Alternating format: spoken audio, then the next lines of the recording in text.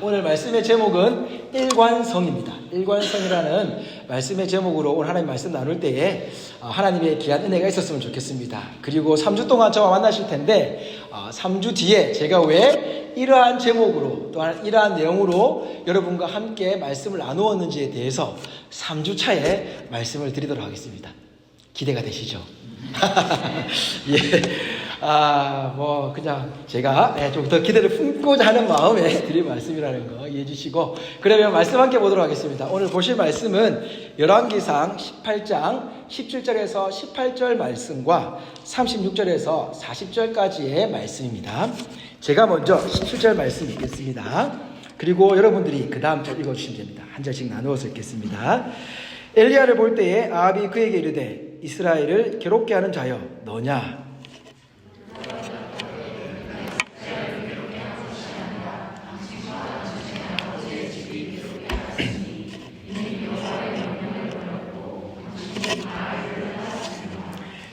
36절부터입니다. 저녁 소재 드릴 때에 이르러 선지자 엘리야가 나가서 말하되 아브라함과 이삭과 이스라엘의 하나님 여호와여, 주께서 이스라엘 중에서 하나님이신 것과 내가 주의 종인 것과 내가 주의 말씀대로 이 모든 일을 행하는 것을 오늘 알게 하옵소서.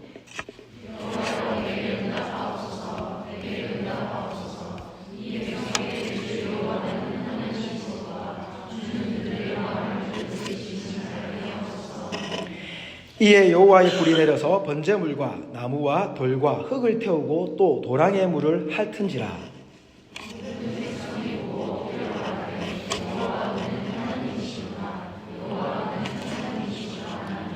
함께 읽겠습니다.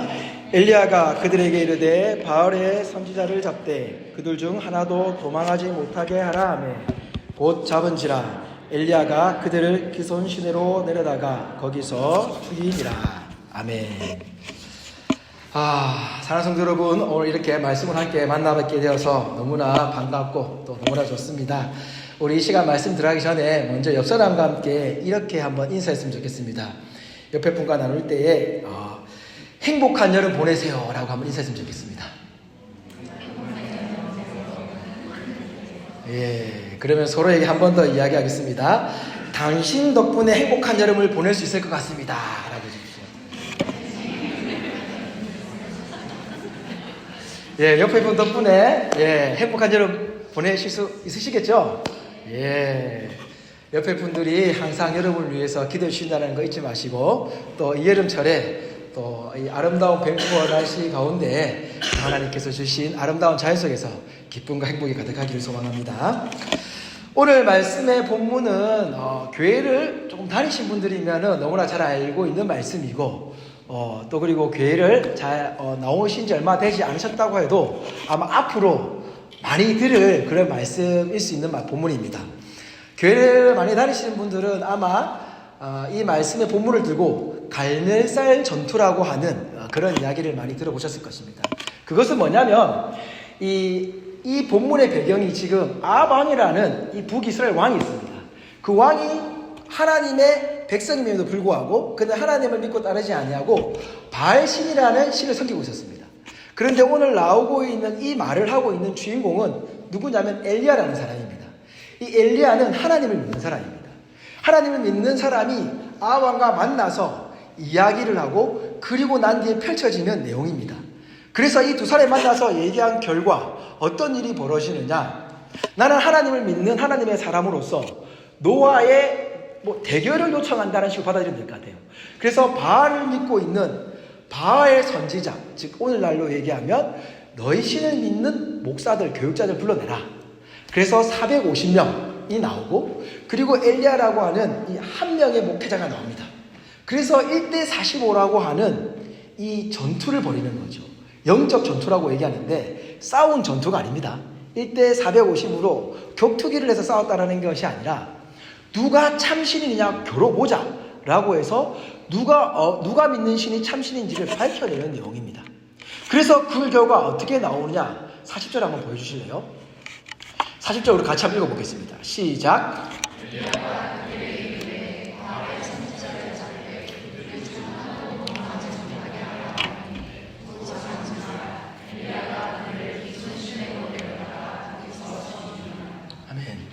자, 오늘의 결론 말씀, 18장 마지막 말씀이거든요. 이 말씀을 보면 전투가 어떻게 된 것 같습니까? 예, 한 명인 엘리야 선지자가 이긴 거죠. 450명을 꺾고 이긴 겁니다. 누가 참신이냐 고렸을 때 이겼어요. 그리고 이긴 그 결과를 보면은 여기서는 어떻게 했냐면 바알의 선지자를 잡되 그들 중 하나도 동화 못하게 하고 어떻게 했다고요? 죽였다라고 얘기하고 있습니다. 그래 어떻게 보면은 그렇지 하나님을 믿고 있는 이 놀라운 능력, 즉 하나님을 믿으니까 세상의 그 어떤 무서움도 이겨낼 수 있는 힘이 있구나라고 하는 크리스천적인 이 관점에서 본다면 굉장히 큰 짜릿함을 줄 수 있는 승리입니다. 그래서 하나님을 믿으면 이렇게 우리에게 놀라운 승리가 주어집니다 라고 하는 승리주의의 의식에 빠질 수 있는 말씀입니다. 실제로 결론도 그렇게 나 보입니다. 그런데 오늘 저는 이 승리주의에 대한 이야기 이전에 이 승리를 할 수 있게끔 된 이유, 하나님이 이렇게 승리를 만들어내셨던 그 이유가 어디 있을까에 대해 한번 우리가 생각해 보고자 합니다. 단순히 예수 그리스도를 믿으면 이 세상에서 승리할 수 있습니다. 보십시오. 엘리야라는 사람이 450명을 이겼지 않습니까?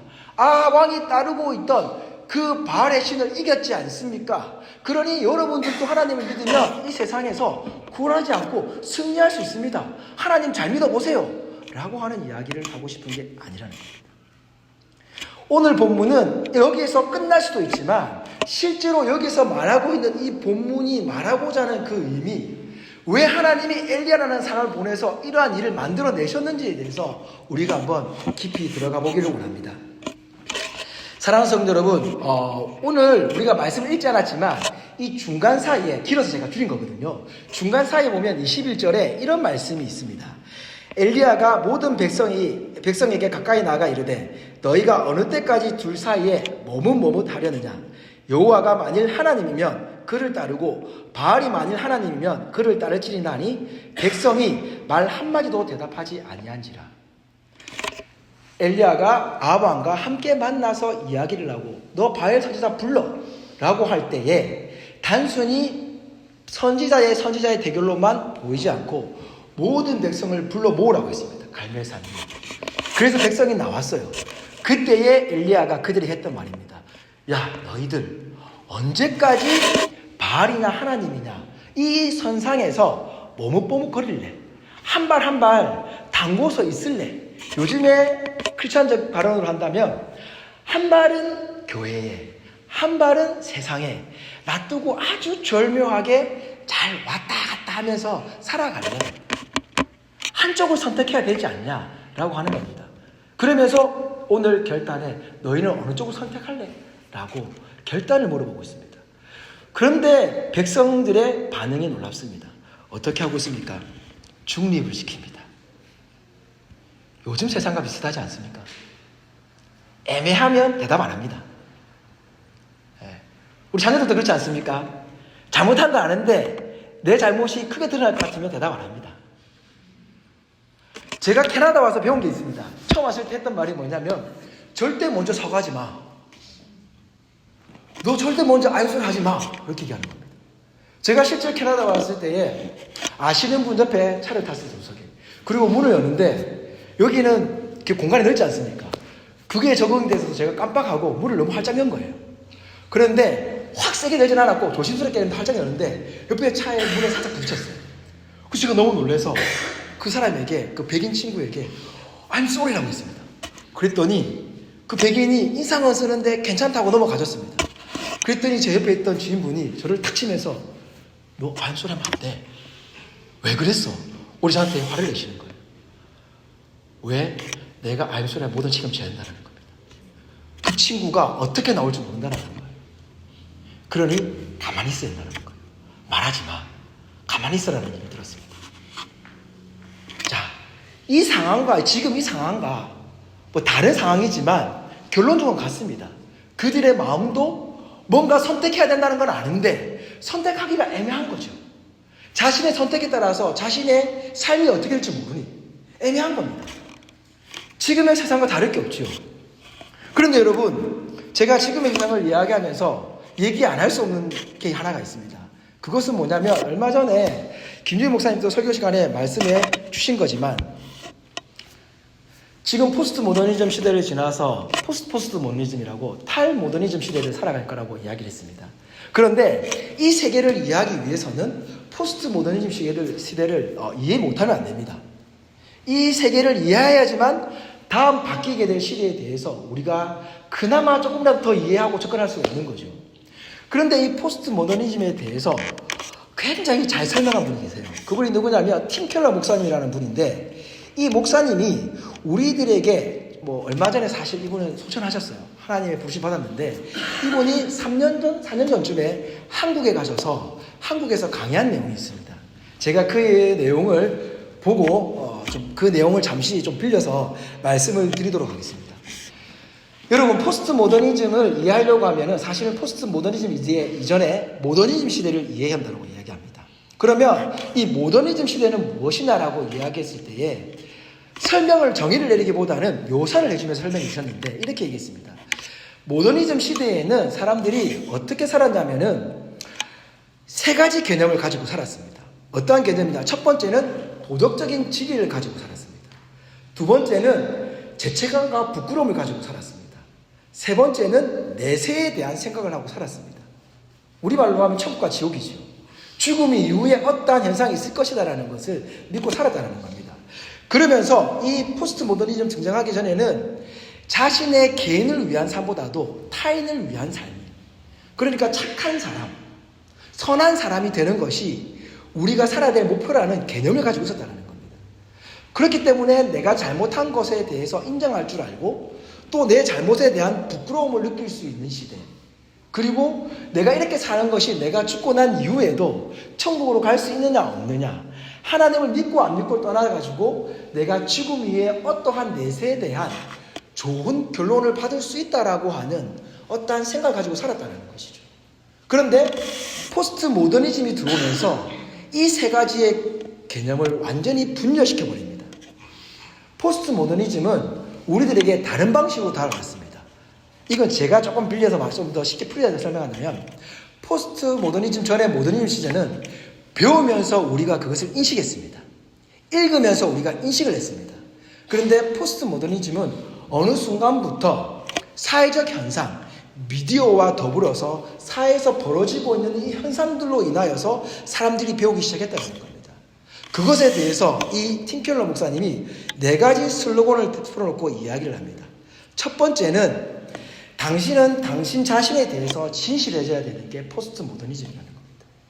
그리고 두 번째로는 당신은 마침내 끝내는 당신이 행복해지는 결론을 내릴 수 있어야 된다는 겁니다. 세 번째는 당신이 다른 누군가에게 상처를 주지 않는 한 당신은 당신이 원하는 삶을 살 수 있어야 된다는 겁니다. 그리고 마지막 네 번째로는 누구도 다른 사람에게 어떻게 살아야 된다라고 할 권리가 없다라는 겁니다. 포스트 모더니즘이 모더니즘과는 반대죠. 타인에서 자신으로 바뀌었습니다. 자유를 가장하고 있지만, 내 자신에 대한 자유를 가장하고 있지만 타인보다는 내 자신이 더 중요한 시대가 되었다라고 이야기하고 있습니다. 자, 이것을 미디어를 통해서 또는 사회적 현상, 즉 사회가 가지고 있는 세계관을 형성하면서 만들어내고 있다는 겁니다. 요즘 식으로 시작하면은 인스타그램, 틱톡 여러 가지들 있죠. 소셜 미디어를 통해서, 유튜브를 통해서 이렇게 나타내고 있는 거죠. 그러면서 아이들에게만 영향을 주고 있는 것이 아니라 어느 순간인가 모르게 우리 자신에게도, 어른들에게도 영향을 주고 있다는 겁니다. 실제로 제가 10년이 좀 더 넘은 것 같습니다. 10몇 년 전에 한 신문 기사를 보면서 알게 된 것이 있는데 뭐냐면, 미디어를 통해서 일어나고 있는 사회 현상에 대해서 이야기를 해주는데, 한때에 중년 부부가 바람을 피우는 게 갑자기 그 속도로 유행 타듯이 탔던 적이 있다고 합니다. 그게 뭐냐면 한 드라마의 영향이었다는 겁니다. 드라마에서 불륜이 마치 내가 하면은 로맨스인 것처럼 비춰졌기 때문에 사회적 현상에서 자신이 하면 로맨스고 다른 사람이 하면 불륜이라는 이 사실이 인식이 되면서 나는 저런 드라마처럼 아름다운 사랑을 하는 거야 라는 인식이 되어버렸다는 것이죠. 이처럼 미디어라는 것이 우리에게 무섭게 들어오고 있다라고 이야기를 했습니다.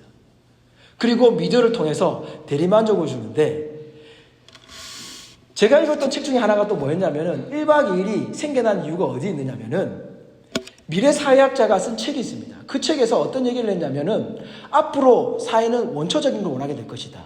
내가 원초적으로 살지 못하기 때문에 다른 누군가를 통해서 대리만족하는 시대를 열게 될 것이다.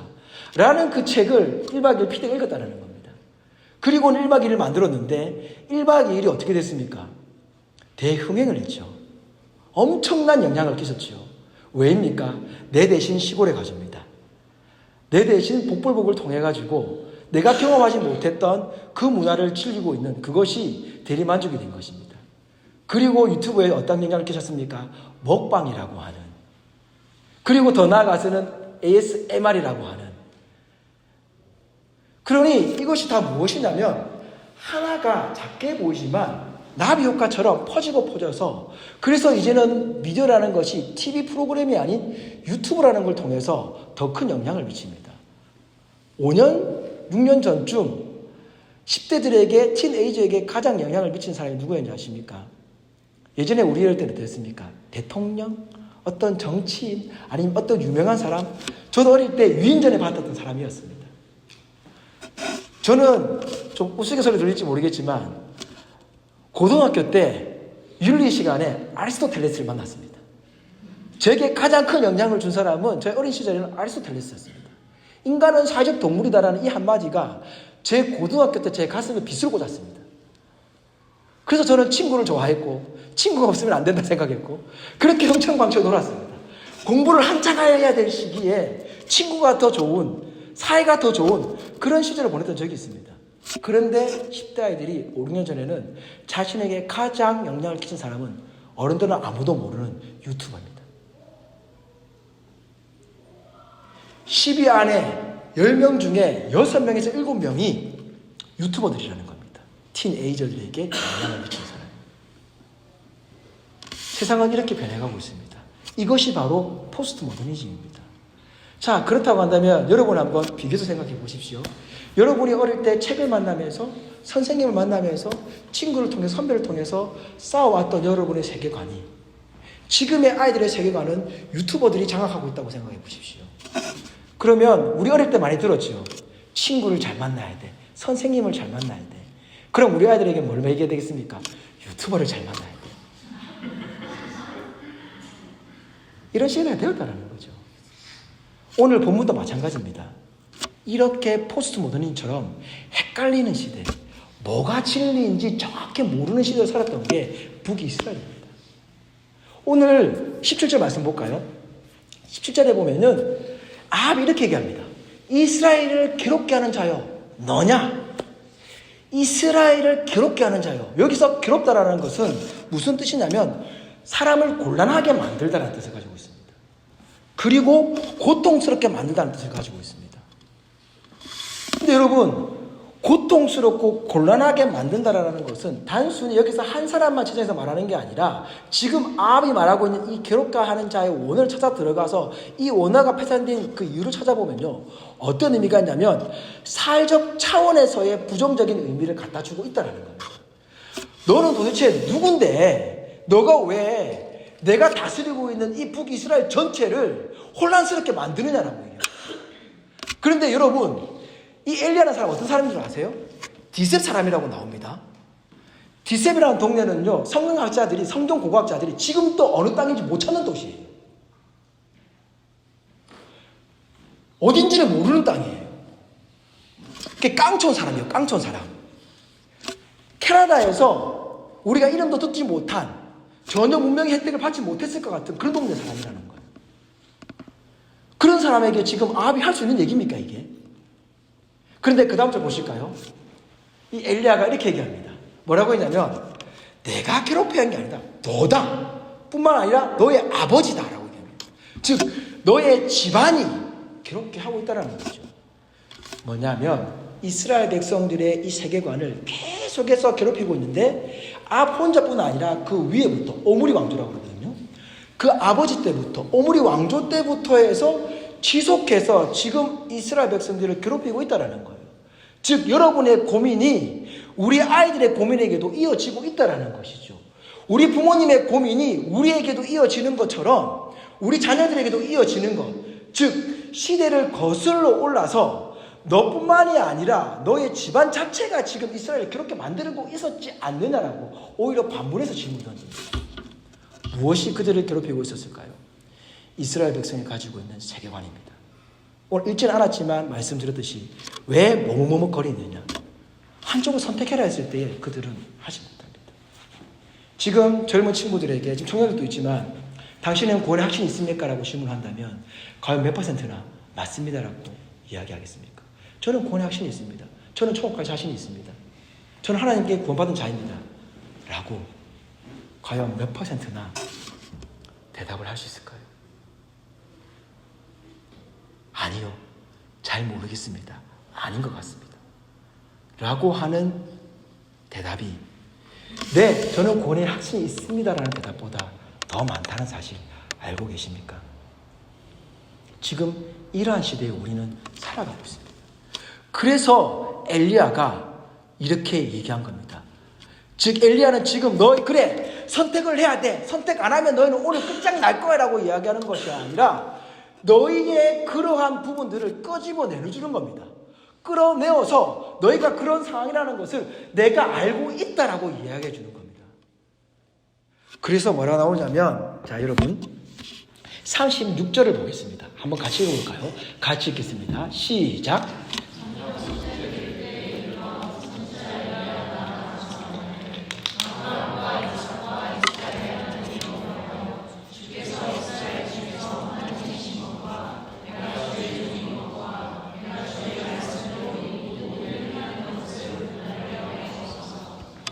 아멘. 여기서 보시면 지금 이 엘리야 선지자가 이제 기도합니다. 하나님께. 뭐라고 기도하냐면 이 부분을 잘 보셔야 됩니다. 아브라함과 이삭과 이스라엘의 하나님이라고 했습니다. 엘리야가 조금 전에 우리가 17절 읽었듯이 너는 너뿐만 아니라 너의 집안 자체가 지금 세대에 걸쳐서 괴롭게 한다고 했죠. 그런데 지금 엘리야가 얘기하고 있는 것은 무엇이냐면 왜 그러면 세대에 걸쳐서 고민할 만큼 이스라엘 백성들이 고민되게 만들었냐면 원래 이스라엘 백성들이 가지고 있던 세계관이 있습니다. 정체성이 있습니다. 그게 뭐냐? 아브라함과 이삭과 이스라엘 하나님, 즉 야곱의 하나님이라는 뜻이죠. 이 약속을 이어오고 있었다라는 겁니다. 그들의 마음이 지금 구원을 받았느냐 안 받았느냐 갈팡질팡하고 있는 이런 세계관 속에 살고 있지만 그들이 그런 이유를 가지고 있었던 이유는 바로 이 부분 때문인 거예요. 하나님이 아브라함에게 약속하셨고 이삭에게 약속하셨고 야곱에게 약속하셨던 그 약속을 계속해서 이어져 내려오고 있다는 겁니다. 그 약속이 변하지 않고 지금 동일하게 오늘날 우리들에게 적용되고 있다는 거예요. 그것을 이 모든 일을 행하는 것을 올해 지금 이 자리에서 오늘 알게 해달라고 기도하고 있는 겁니다. 뭘 알게 해달라고요? 하나님은 변함없이 우리를 사랑하시고 계시고 변함없이 우리를 은혜로 인도하고 계시고 변함없이 우리가 믿음을 가지고 어떤 길로 선택할지에 대해서 정답을 알려주시는 분이라는 것을 일관성 있게 우리를 사랑하고 계신다는 것, 은혜를 베풀며 지켜주고 계신다는 사실을 알려주고 있는 것입니다. 여러분, 아브라함과 이삭과 야곱의 공통점이 뭔지 아세요? 이들이 먼저 하나님께 이렇게 해달라고 부탁한 적이 없다는 겁니다. 아브라함이 내가 이스라엘 백성의 족상이 되겠다라고 한 적이 없습니다. 이삭이 내가 아버지의 뒤를 이어서 이스라엘을 이끌어가겠다 한 적이 없습니다. 야곱이 할아버지와 아버지의 뒤를 이어서 내가 이 이스라엘 민족을 만들어 세워서 끌고 가겠다 한 적이 없습니다. 하나님이 아브라함에게 약속하셨습니다. 내가 너를 복의 근원이 되게 할 것이다. 그리고 이삭에게 내가 너의 아버지처럼 이끌어갈 것이다. 야곱에게 내가 너의 할아버지와 아버지 약속한 것처럼 너를 이제는 더 이상 야곱이라 하지 않고 이스라엘이라고 하였다. 하나님이 먼저 이들에게 찾아가서 약속하시고 구원을 이루시고 민족을 이루시고 오늘날까지 지켜오셨다는 겁니다. 일관성 있게 하나님은 오늘 또 변함없이 먼저 엘리야를 통해 찾아와 주셨습니다. 오늘날 시대도 마찬가지입니다. 하나님은 우리에게 찾아와 주십니다.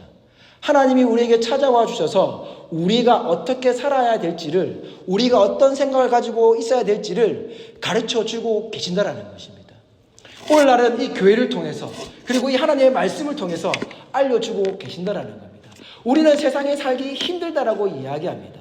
그런데 세상이 살기 힘든 이유가 어디 있습니까? 하나님이 여러분을 살기 힘들게 만들었습니까? 오늘 본문에 보면은 하나님이 이스라엘 백성들을 갈팡질팡하게 만들었습니까? 그게 아니죠. 아합은 마치 하나님이 한 것처럼 뒤집어 씌웠습니다. 그런데 엘리야는 정직하게 얘기합니다. 아니라고 얘기합니다. 현실적으로 보십시오. 아합은 왕입니다. 가장 이스라엘 백성들에게 영향력을 주는 사람입니다. 엘리야는 어떤 사람입니까? 디셉 사람, 아무도 모르는 깡촌의 사람. 그런데 아합이 지금 뭐라고 얘기하고 있습니까?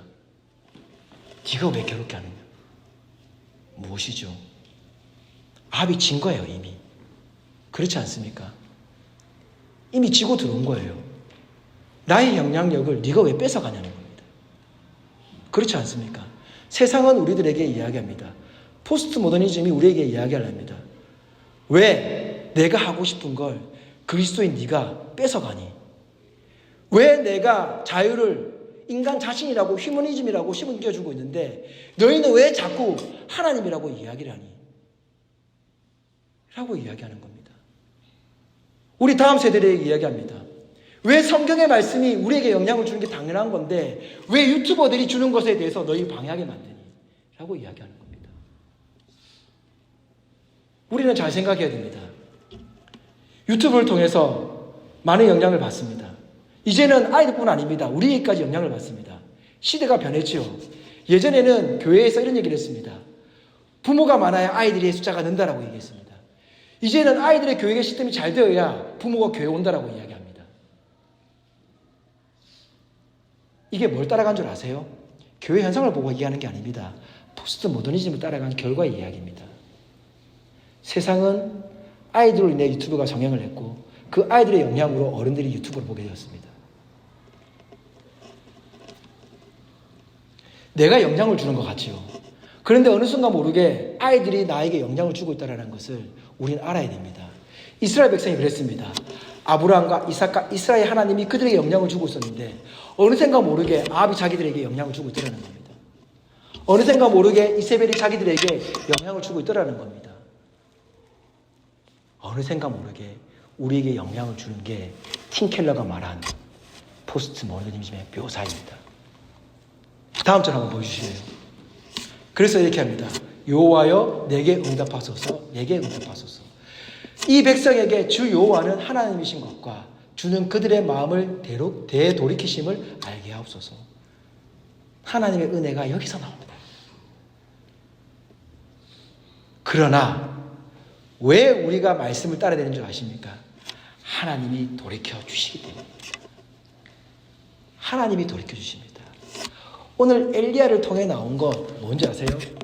세상은 핑계대기가 좋습니다. 너무 좋습니다. 성경 읽을 시간이 없습니다. 교회 갈 시간이 없습니다. 기도할 시간이 없습니다. 또 다른 뭔가 핑계댈 게 너무 많습니다. 이스라엘 백성도 마찬가지였습니다. 아합이 우리를 탄압하고 있지 않습니까? 여왕 이세벨이 또 아세라 신으로 또 우리를 탄압하고 있지 않습니까? 우리가 어떻게 해야 됩니까? 내가 어떻게 중심을 설 수 있습니까? 세상이 이런데 하나님을 더 모르게끔 세상에 만들고 있는데 제가 어떻게 여기에서 지금 엘리야 선지자 너의 말대로 선택을 할 수 있습니까? 모르는 건 아닙니다. 나도 선택할 수 있지요. 하나님 선택하고 싶지요. 그런데 세상이 그렇게 못하게 만들잖아요. 라고 이야기하고 있다는 거예요. 하나님이 엘리야를 왜 부르셨을까? 곰곰이 생각했습니다. 그랬더니 나온 결론은 이겁니다. 핑계대지 마라. 엘리야는 디셉 사람, 깡촌의 사람, 그 시대에 어떠한 영향을 줄 수도 없을 것 같은, 그리고 그 시대에 지금 시대 흐름에 쫓아가지 못할 것 같은 사람, 그런 사람을 들어서 그들에게 이야기하고 있는 것은 무엇일까요? 승리주의, 하나님 믿으면 엘리야 같은 사람이 될 수 있다?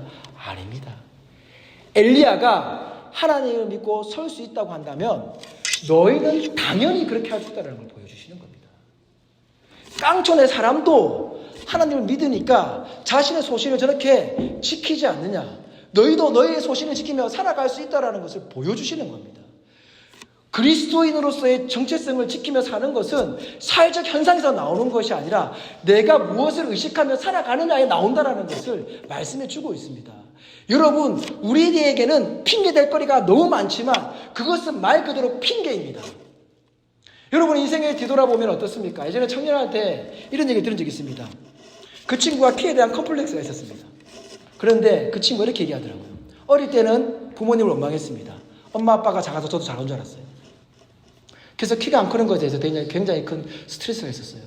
그런데 20대 중반이 되니 알게 된 게 있습니다. 키가 안 큰 건 부모님의 잘못이 아니라 제 잘못이었습니다. 제가 너무 가려서 그랬습니다. 제 스스로가 너무 까칠해서 음식을 골고루 먹지 않아서 키가 안 컸다라는 것을 제가 커서 알았습니다. 경찰 공무원 그리고 임용고시에 자주 떨어지는 친구가 있었어요. 너무 마음이 아팠어요. 그 친구가 이야기했습니다. 핑계가 있었습니다. 그래서 하나님을 원망했습니다. 주일날 교회 나오는 것 때문에 내가 리더하는 것 때문에 공부를 못했다고 생각했습니다. 제가 예전에 이런 얘기 한 적이 있었거든요. 여러분 교회 나온다고 기도할 시간 없다고 성경 본다고 핑계대지 마십시오. 여러분이 보고 싶은 리얼 버라이어티 줄이면 됩니다. 여러분이 누리고 싶은 그 자유를 조금 줄일 수 있다면 됩니다.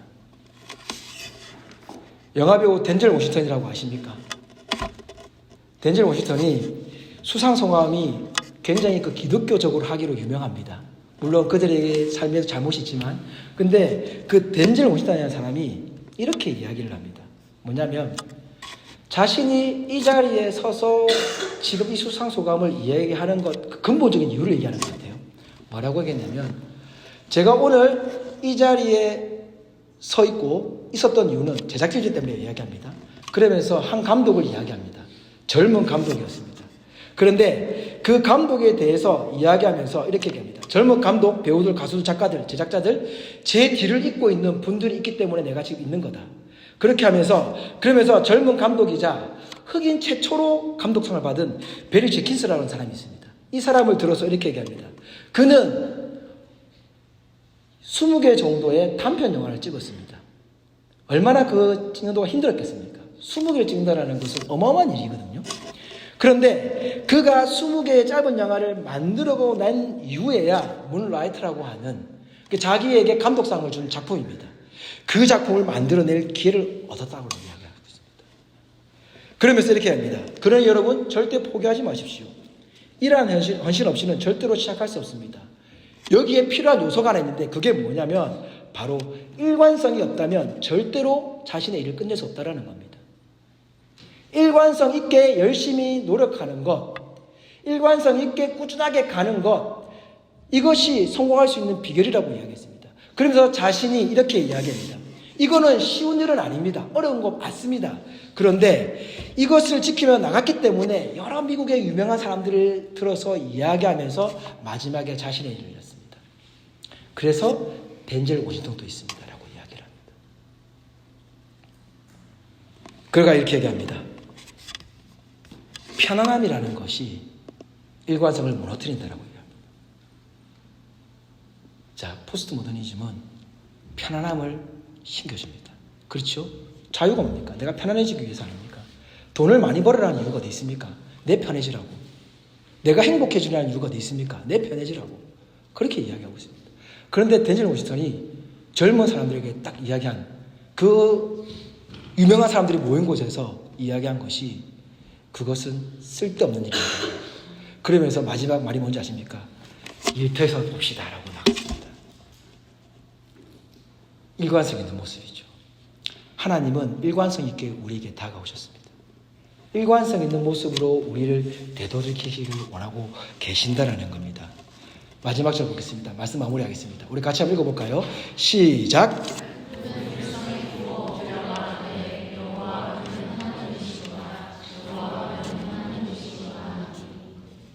이스라엘 백성이 드디어 고백합니다. 뭡니까? 모든 현상을 보고 난 뒤에 그들 스스로 모든 백성이 보고 엎드려 말하되 그는 여호와 그는 하나님이시로다. 여호와 그는 하나님이시로다. 여러분, 이스라엘 백성이 선택을 해서 지금 하나님을 고백한 것입니까? 선택한 것처럼 보이지만 선택할 수 있게끔 누가 만들어줬습니까? 하나님이 만들어주신 겁니다. 우리 인생이 그래요, 여러분. 저는 어릴 때부터 많은 사람들로부터 이런 이야기를 들었습니다. 내가 공부를 잘해야 되는 이유는 좀 더 편안한 삶을 위해서다. 너의 미래를 위해서다라는 얘기를 참 많이 들었습니다. 맞죠? 틀린 말 아니죠. 공부를 잘해야 된다는 것은 우리 인생에 있어서 매우 중요한 건 맞습니다. 그런데 저는 제 세 아들에게 공부를 잘해야 된다라고 가르치고 있지 않습니다. 아직까지도. 예, 물론 지금 뭐 우리 아이가 공부에 대해 얘기할 아이는 첫째밖에 없죠. 예, 이제 7학년이 되는데 9월 되면 이 아이밖에 없습니다. 그런데 이 아이에게 저는 단 한 번도 1등을 하라고 말한 적이 없습니다. 그런데 뭐라고 얘기하냐면 학생으로서의 기본적인 과제와 그리고 학교에서는 공부를 해야 됩니다. 학교에서 하는 공부를 따라갈 수 있는 정도는 해라라고 이야기합니다. 그것이 너의 성적에 미치는 영향이 좋을 수도 있고 나쁠 수도 있다. 하지만 하라고 이야기합니다. 그건 해야 된다. 왜? 너가 미래에 가질 직업을 위해서다. 너가 가질 직업을 열심을 다하고 최선을 다하기 위해서는 지금 시절에 공부라는 것이 그 밑바탕을 만들어주는 거라고 이야기하고 있습니다. 어떠한 직업을 선택하고 어떠한 일을 하든지 간에 어린 시절에 공부를 한다라고 하는 이 습관을 들이지 않으면 커서 자기가 하는 일에 대한 자부심과 긍지는 가질 수 있지만 그 일을 왜 해야 되며 내가 왜 열심히 해야 되는지를 깨닫지 못하는 겁니다. 아이들이 공부를 해야 되는 기본적인 이유는 어디 있습니까? 자신의 정체성을 세워가면서 내가 이걸 통해서 깨달아가야 되는 게 있기 때문인 것이죠. 성경도 마찬가지입니다. 여호와를 알아야 되는 것, 하나님을 안다라는 것은 우리가 성경을 통해서 하나님을 알아가야 된다는 것입니다. 우리가 하나님에 대해서 알지 못한다고 하는데 교회만 나온다고 해서 세상에서 그리스도인이라고만 해서 알 수 있는 걸까요? 김예일 목사님 말씀을 통해서 말씀해 주셨습니다. 그래서 사도 바울이 얘기한 것 뭡니까? 사람의 경건한 모양은 있지만 경건의 능력은 없다고 하는 것이 무엇입니까? 하나님을 믿는다고 하면서 하나님을 알지 못하니까. 제가 우리 아들에게 매년 4살 만 4세가 되면 제가 하는 일이 있습니다. 복음을 전합니다. 첫째 아이에게 만 4세 때 복음을 전했고 둘째도 전했습니다. 이제 셋째가 만 4세가 얼마 전에 지났습니다. 그래서 제가 오늘 차 타고 오는 길에 얘기했습니다. 1대1 데이트를 하자. 4살짜리에게. 그게 뭐야? 알 수 없죠. 복음을 전할 겁니다. 몰라도 됩니다. 전합니다. 그리고 우리 아이에게, 큰아이에게 강요하진 않지만 한 번씩 제가 성경을 읽으라고 합니다. 그런데 말을 안 들어요. 이틀 전에 저하고 유튜브를 같이 봤습니다. 같이 보면서 제가 명언을 좋아하거든요. 좋은 이야기 좋아하거든요. 조던 피터슨 좋아하고. 그래서 그 이야기를 보면서 같이 보자 그래요. 그래서 같이 덴젤 워싱턴 얘기를 듣고 조던 피터슨 얘기를 보면서 이야기를 나누었습니다. 그때 뭘 했냐면 왜 하나님이 중요한지에 대해서 제가 얘기했습니다. 여러분, 제가 목사라서 그 얘기를 했을까요? 아니에요. 자녀에게 하나님을 전할 때요, 지식이 없어도 됩니다. 내가 믿고 있는, 내가 왜 교회를 다니는지, 내가 왜 하나님을 믿고 있는지 몰라도 그냥 그에게 전하면 됩니다. 아이들이 생각을 합니다. 우리 청년들도 마찬가지입니다. 여러분들 서로 나눔을 할 때요, 하나님에 대해서 내가 잘 알아서 전하는 게 아니고요, 내가 느끼고 있는 하나님, 내가 알고 있는 하나님에 대해서 서로 나눔이 필요합니다. 그래야지만이 내가 바른 정체성을 가지며 살아갈 수 있고요. 제가 우리 아이들을 위해서 변함없이 기도하는 것이 이겁니다.